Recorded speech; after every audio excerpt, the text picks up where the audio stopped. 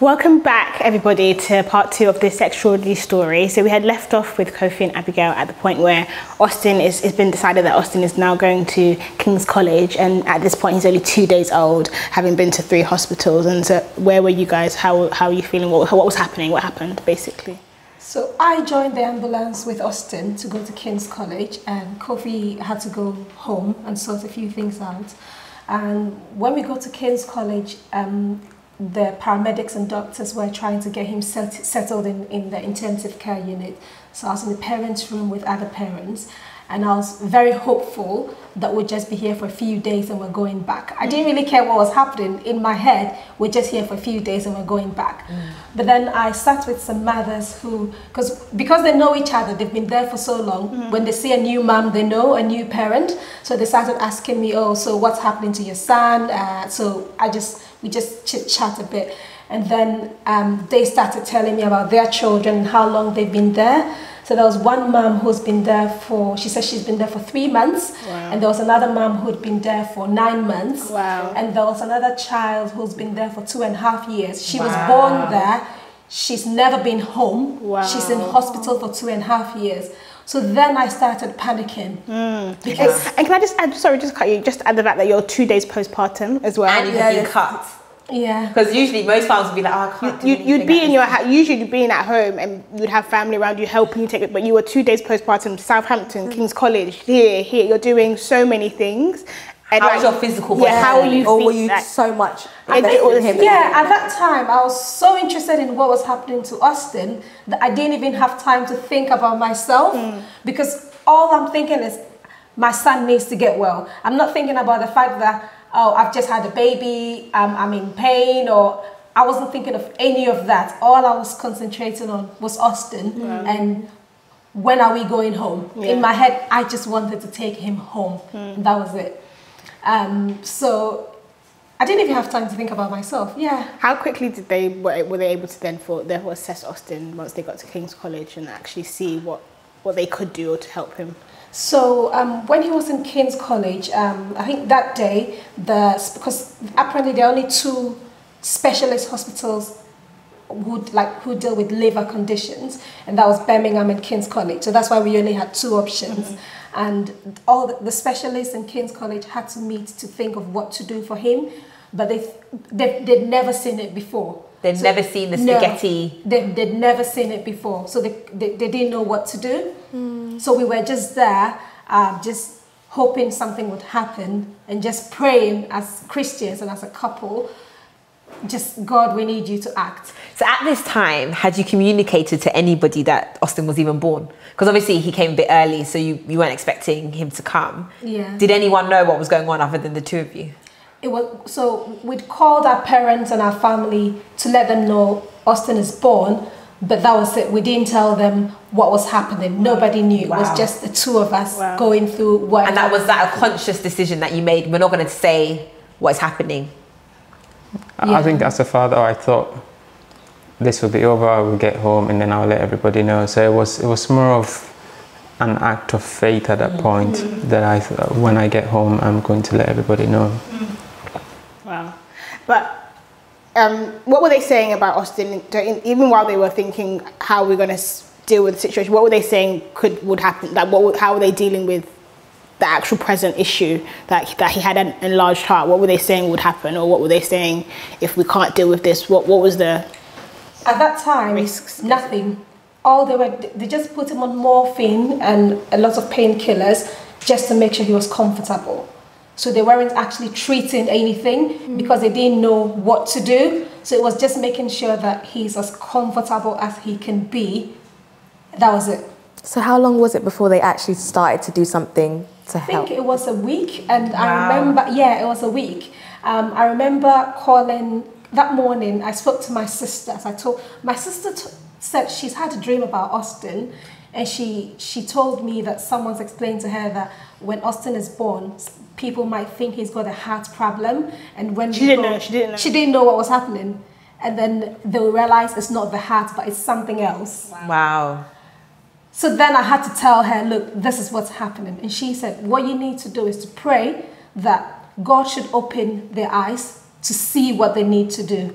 because as it stands, it's just human mind, and they can't save him until God intervenes. So that's what my sister told me. This is my sister in Ghana, so over the phone. So I called Kofi straight away, and then I told him, this is what my sister says, we need to pray about it.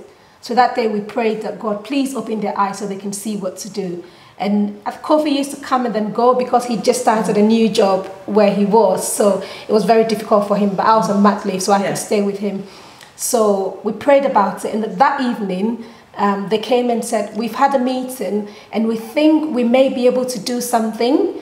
So they explained what they were going to do and said they had to do surgery.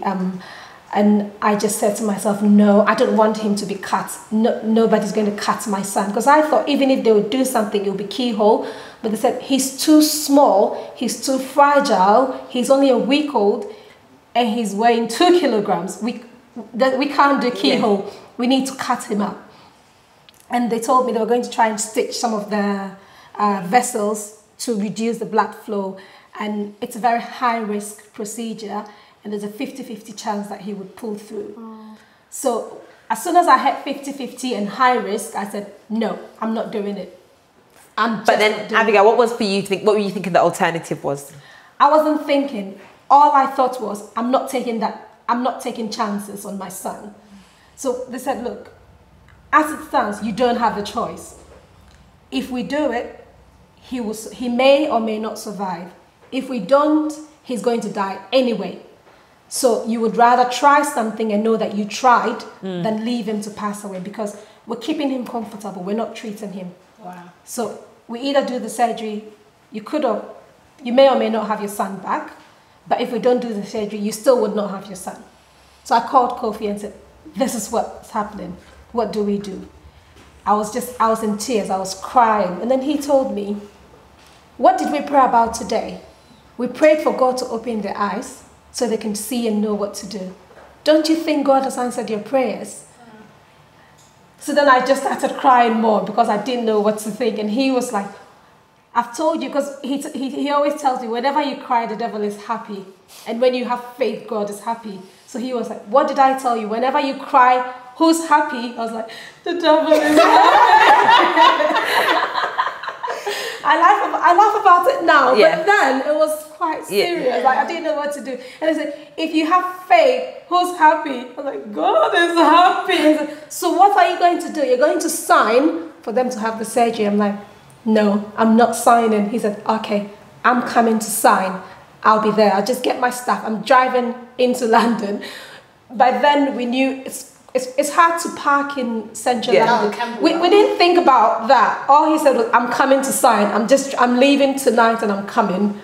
And then he drove. He just parked his car, came up, forgot about the car. So, Kofi, when she had put down the phone and said, I'm not doing it, I'm not signing, what were you thinking at that moment? Definition of faith. Wow. And I think therefore, I mean, I guess the challenge to your audience would be, what do we define faith as? Is it a verb or a noun? Is it something we just live by? And I think sometimes we pray for miracles, but God just gives us miracles through solutions, and we do not acknowledge. And I think so you were convinced that this is it. It wasn't the act of what they were going to do, but my faith was whatever action that was taken would be God's solution to Austin's life. And so it wasn't to cease in prayer, but to continue in my faith that if they take him to surgery, he who has proposed whatever they were going to do will see him through. So I think at that point if faith was measured, I was getting close to the mustard seed. Wow. Because I think I just believed that Austin lying down was not just a miracle, and the miracle was an action that the surgeon or the doctors had to take. And we had just prayed about it, so I had faith that was a solution. And you just started a new job, and I think that's probably what's difficult for men, is that they don't get the privileges that we get, which is to take time off when we need to, through pregnancy or labour. Could you communicate to them what was happening? Did you let them know, or you just had to my wife just had a baby, but I'm still here to perform? how was your employer? So it was NHS as well. So it was difficult, and I am someone who just want to get on and do my work. So initially I thought I'm just going to try and go to work, do my work, and not let. Yeah. But it gets to a point, as human as you are, the emotions sort of shows, and so you go and your mood is slightly different from the person they know. And so I had to tell my boss, look, this is what is going on, and she understood. And so I remember they gave me 4 days off. So, Something. and which was good, because I was in Winchester, which is about 2 hours drive, so I had to finish work, drive here, go back to Basingstoke, get ready, go to work, finish work, drive back. And so it was tiring, and I was feeling it at some point. So that 4 days was a time that I could be with the family, and we can pray together. I can see Austin, hold him, and so it made a huge difference. Wow. So you signed, Kofi. You came, you signed. And the surgery went ahead successfully, I assume. How long was the surgery? Yeah. I think it was supposed to be 4 hours, but they took 6 hours instead of 4. So when it got to that 4th hour, were you starting to think, what's happened? Like, I don't know if, because when I was telling you the story, I said that's when I realized the importance of marrying someone you share the same faith with. Because I would have been somewhere just weeping and thinking, what's happening? But he took me to Nando's, so we were in Nando's. Oh yeah, I know the one. Yeah. Because before they went, in the morning before the surgery, he told me, look, I believe he'll be fine. But even if we lose him, it's God's will. So whatever happens from now, just know that it's God's will and it's the right thing for us as a family. God knows whatever he's doing, and he would never do something that's bad for us. That's tough. And I think that changed my mindset a bit. And it didn't prepare me to lose my son, but it just prepared me to let God act, to leave him to do what he wants to do. Wow. So when they took him to theatre, he said, let's go to Nando's, let's get some chicken. Let's just... I just want to probably just remind the writing of Paul, and I love Paul's writing, and he says, for what will separate me from the love of God? Is it persecution? Is it? And I thought, for those that have gone before us, men of faith, it wasn't a child going to surgery. And for the input of a prayer that we've prayed, and I don't say that if I lose my son, I'm not sad, but it's because of his will that I live. And if I believe that this is what he deems fit, who am I to question him? And so my faith was not to lose him, but my faith was, it would not separate me from the love of God. And I think that was what I was building my faith on the writings of Paul. So fast forward to after the surgery, he comes out, and how did everything go? What did they say to you when he did come out? I think when he came out, do you want to? So the consultant spoke to me and said, so the spaghetti you're talking about is just, so all they did was, I say all as in, it's not easy, but the word to clip some of them. So it would need continuous monitoring. But Austin, he was quite tiny, and so the cut, they couldn't stitch together. And so they had to expose, so you could see all the organs. So he was open? Open, yes. For 3 weeks. So you only have mesh. Wow. And Every day you saw your son for 3 weeks, you could see. No, I had to do it. So he had to do it. Because you He told me, make sure you don't open it. Oh, okay. Make sure you don't, because if you look at it, something will probably happen to you. So I never saw it. So there was a mesh, and then they covered it with like a bandage, which was just lying on top, so you could lift it up. So what I saw was in the morning, when he sleeps on his side or something and wakes up, you could see the blood leak on the side, so the blood would be on the sheet. So I would see that, but I didn't actually lift it up to see his organs. Yeah. But when they came to change the dressing, to dress him up, Kofi would help them to dress, so he would see what's in there. And what was that like for you to see your son, your small son, in that fragile state? Were you just overwhelmed with the fact that the surgery had gone well? Or did it still, was it emotional still to see your son open for that long? Probably as a clinical person, I have seen organs before, so it wasn't a surprise, but it was more of having your flesh and blood, because the ones I see is not related. And so it wasn't difficult to clean him, because the joy of seeing him alive was overseeded me losing a life as losing my son. But it was scary at some point, just to, especially when I'm doing the cleaning and you feel you don't want anybody. So sometimes I had to tell the nurse, I will do the cleaning, I don't want you poking anything. And it just... So you felt that accountability to protect the him responsibility from even the medical professionals if you had to. You had to make sure that everything was... Just to support them. And I just wanted to be part of that journey. I think it was important for me just to be part of that journey. And I guess, Abigail, you must have been feeling very grateful for the man that you married.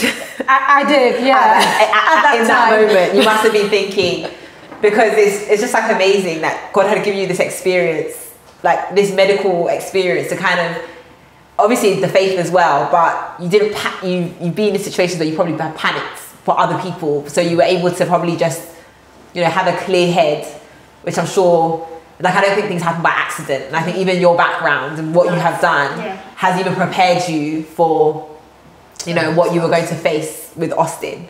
And so, yeah, I'm sure you're very grateful. Yeah, I was. I still am very grateful, because I don't know what I would have done or where I would be, because there was a point where the doctors, and because they know I discharged myself, I was told to go to, is it Nightingale something, in the King's College, where they deal with, like, they've got midwives and stuff, so that they would check me out. And then they took my blood pressure and they said, we need to admit you now, because if you walk out, you could just have a heart attack. Wow. I think my blood pressure read, I think 220, 160. It was really high, and they said, if you leave here, you could just fall down and have a heart attack. We have to make sure. And I told them, no, I'm not staying. I've got a sick son. I need to go and see my son now. And they said, we just cannot let you. You have to relax. You have to lie down. They just kept giving me medications, checking on me to make sure I was okay. And then when they realized, I think it was now down to 150/95, which still is a bit high, but they thought it was safe enough for them to now let me go. Wow. So you hadn't received any real postnatal care? No. Since the day you had given birth? No. You were just running on adrenaline? Yeah. Your focus was, honestly, your focus was your son? Yeah, that was my focus. My feet were this big. They were swollen, because in intensive care, the bed is high for the kids. So if you sit down, you can't see your child. And obviously I wanted him to see me. He couldn't respond to me or anything, but I had to stand. And when you go there in the morning, you stand till about 11 o'clock in the night. Wow. Before, you can leave if you want to, because it's a dedicated nurse. It's one-on-one. If she goes on lunch, there's another nurse. But as a mom, I just could not leave him. So I was stood throughout, and my feet just kept getting swollen and swollen. And I didn't really care about that. All I cared about was my son. It's an extraordinary journey, honestly, to motherhood. Like the fact that it's your first child, so you have no, you know, you're not prepared at all for this. Even so how long did it take for Austin to recover, and how is he doing today? He was in hospital for about 5 weeks in total. So 1 week before the surgery, 3 weeks when they stitched him up, and then 1 more week in hospital, and then we were discharged to go home. Wow. So quick. 5 weeks. Even that was, what did they say, that even that, the fact that he was out after 4 weeks or 4 weeks post-surgery, did they even say that's extraordinary? Because that, for me, for what he went through, that sounds like very quick. Yeah. Very quick. I probably wouldn't even want to leave. Yeah, so we had another, I think it got to a point where I was fed up of being in hospital. I just wanted to go home, considering the fact that I had already been in hospital 3 days before he was born, and then moved from hospital to hospital. I just wanted to go home.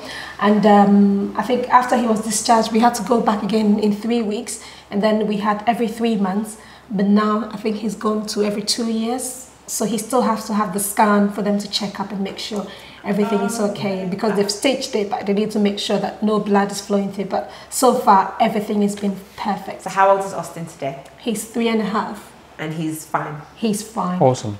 Wow. Yeah. Wow, that is amazing, because that is really against the odds. And I think there's so many scenarios of what could have happened in terms of you as people. Like the dad could have panicked, the mum could have, like it could have been very messy just because of how the parents behave.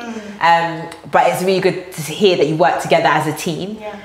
You did what you had to do. But he did most of the work, and I just did the crying. You pushed him out, and you did what you had to do, considering your body had just ejected another human being. But that is really against the odds, and we know that after some time, so Austin at home, recovery, happy that is kind of behind you. And then what happened? There was an accident at some point. How old was Austin and what happened? I think that was a day before he turned 5 months. We were about to have his christening, preparing the place for his christening, and he fell. So when he fell, he cried a bit and then slept. And then he woke up, cried again, and then slept. So I thought there's something wrong.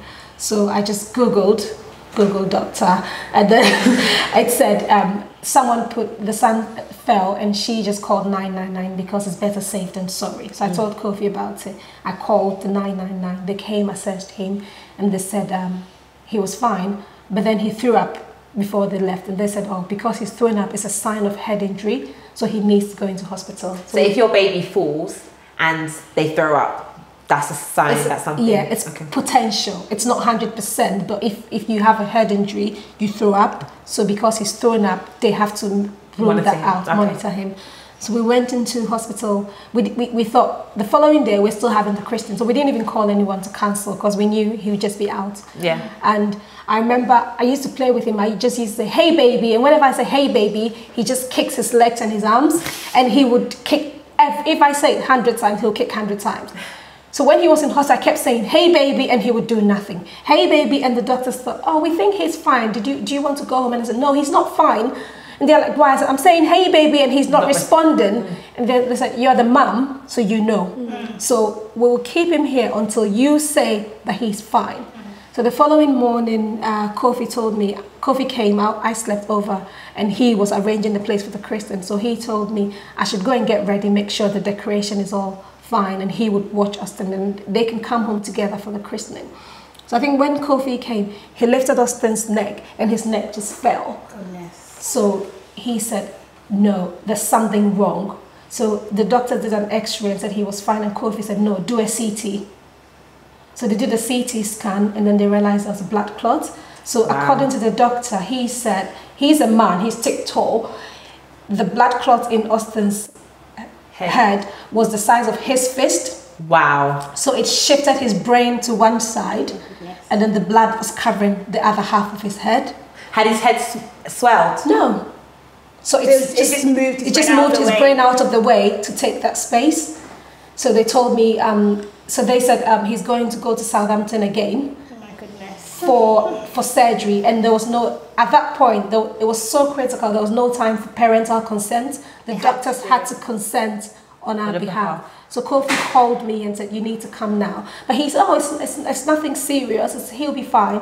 So I got in and I told this consultant, oh, my husband says it's nothing serious. They said, it is serious, it's very serious. He's going in the ambulance, you would drive and come along, but by the time you get to Southampton, he would already be in theatre. So drive safe, do not rush, because even if you drive fast, you wouldn't see him when you get there. He will be in theatre, so drive as safe as possible. So at this moment, was his birth flooding back, like all the stuff that had happened? It did, because of how I saw him, because when I got to the hospital, he was connected with the oxygen and the tubes and everything, which he had when he was born. Yeah. But this time they put a plaster to cover his eyes, so his eyes were closed, and they already put him to sleep. Okay. Because there just was no time. So when I got there, he's already been put to sleep. They covered his eyes and everything. So then I started recalling how I saw him as a child. And that brought back a lot of memories. And I thought, God, I don't want to go through this again. I've had enough. Because after we've been in hospital, my prayer was, he's had it. He's had all his sicknesses for the rest of his life. Yeah. Any sickness he'll have again is either flu or cold. And that was my prayer. And I said, whenever I'm stepping into hospital, I'm going for a checkup. I'm never going into hospital because Austin is ill. And I had prayed that prayer for such a long time that when I saw this, I said, God, what's happening? You haven't answered my prayers because I am back in hospital and my son has been put to sleep and he's got oxygen connected and he's going into theatre. So we then had to start calling people to tell them not to come. Oh, to the christening. By that time, we had about 60 people already in our house. Wow. Because people had turned up. So we had to start calling other people to tell them, if you're on your way, just don't come. So we had to make I think I even remember that because we were all coming to... Yeah. So you had the surgery. Was it? Do you want to take it? Successful? Yes, it was. So it was. Again, I just probably want to encourage your listeners now that there are times in one's life that you feel attacked from all angles. Yeah.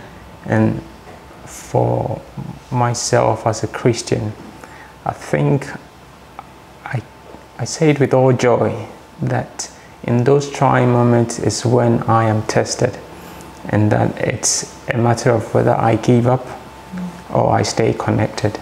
And it's a choice. And I hope I can still stay connected during difficult moments, because a life without trial probably may not be life at all.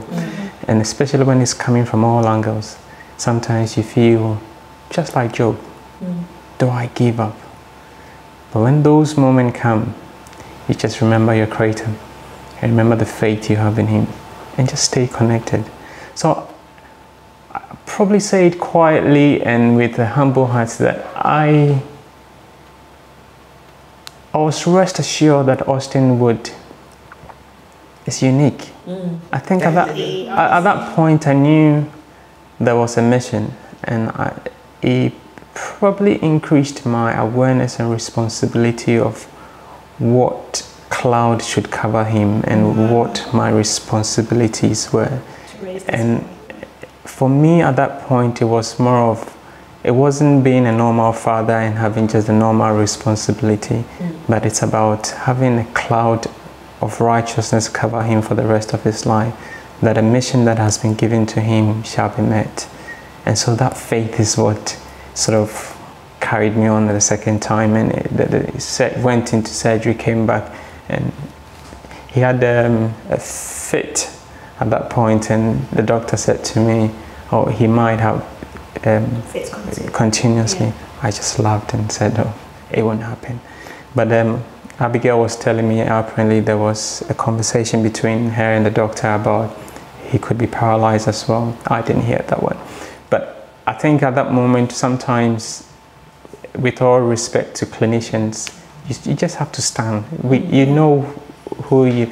It's not to show disrespect to medicine, but it's to know that sometimes, against all odds, there is something that you carry that is beyond medicine. And if you cannot show that, as James says, our faith without works is nothing. And that we have to exhibit that faith and apply it in times of difficulty. I'm not saying it's easy. I went to bed several times thinking, God. But I wake up thinking, I'm not going to give up. It's just two things. Either I give up on him and just leave life, or I just stay connected. Yeah. And I'm so grateful that I stayed connected. We're grateful you stayed connected. Yeah. And just on that note, we are going to have to leave it here, but truly against all odds, we really thank God with you that Austin is absolutely fine. Healthy 3.5-year-old boy, and we look forward to when you tell us that you're expecting another one. He's like, I don't plan these things. They happen. Thank you for tuning in. Be encouraged, equipped and empowered, and as always, please do subscribe, like and comment. Thank you so much, Abigail and Kofi, for coming on the show. Thank you.